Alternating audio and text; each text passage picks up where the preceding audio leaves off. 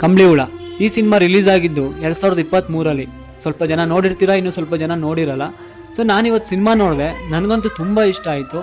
ಇದೇ cinema ಥಿಯೇಟರಲ್ಲಿ release ಆಗಿ ಅಷ್ಟು ಸಕ್ಸಸ್ ಕಾಣಲಿಲ್ಲ, ಏನಕ್ಕೆ ಅಂತ ಗೊತ್ತಿಲ್ಲ. ಸೊ ಈ ಸಿನಿಮಾನ ಇನ್ನೂ ಸ್ವಲ್ಪ ಸಿನಿಮ್ಯಾಟಿಕ್ಕಾಗಿ ಮಾಡ್ಬೋದಿತ್ತು, ಏನಕ್ಕೆ ಮಾಡಲಿಲ್ಲ ಅಂದರೆ ಮೋಸ್ಟ್ಲಿ ಬಜೆಟ್ ಪ್ರಾಬ್ಲಮ್ ಇರಬೇಕು. ಸಿನಿಮಾ ವಿಷಯಕ್ಕೆ ಬಂದರೆ first half okay, second half move ಆಗ್ತಾ ಆಗ್ತಾ ಆಗ್ತಾ ಫೀಲು ನಮಗೆ ಗೊತ್ತಿಲ್ದಿರ ನಮ್ಮ ಕಣ್ಣಲ್ಲೇ ನೀರು ತುಂಬ್ಕೊಂಬಿಟ್ಟಿರುತ್ತೆ, ಆ ಥರ ಫೀಲ್ ಕೊಟ್ಟಿದ್ದಾರೆ ಸೆಕೆಂಡ್ ಹಾಫು. ನನಗಂತೂ ಅಳುನೇ ಬಂತು ಸೆಕೆಂಡ್ ಹಾಫ್ ನೋಡಿ. ಏನು ಬೇಕು ನಿಮಗೆ, ಮದರ್ ಸೆಂಟಿಮೆಂಟು, ಫ್ರೆಂಡ್ಶಿಪ್ಪು, ಲವ್ವು ಎಲ್ಲ ಸಹ ಸಕ್ಕತ್ತಾಗಿ ತೋರಿಸಿದ್ದಾರೆ. ಫಸ್ಟ್ ಹಾಫ್ಗಿಂತ ಸೆಕೆಂಡ್ ಹಾಫ್ ಸ್ಕ್ರೀನ್ ಪ್ಲೇ ಮಾತ್ರ ಅಲ್ಟಿಮೇಟಾಗಿ ತೋರಿಸಿದ್ದಾರೆ.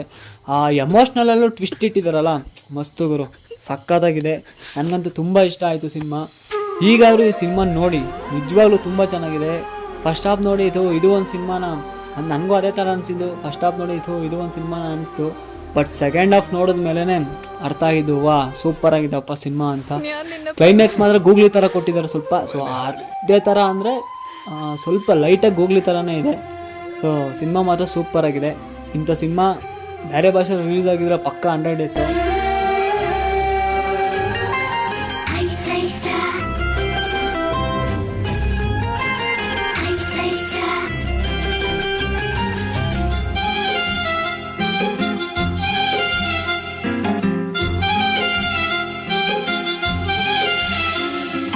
ಜಾರಿ ಬಿದ್ದರು ಯಾಕೆ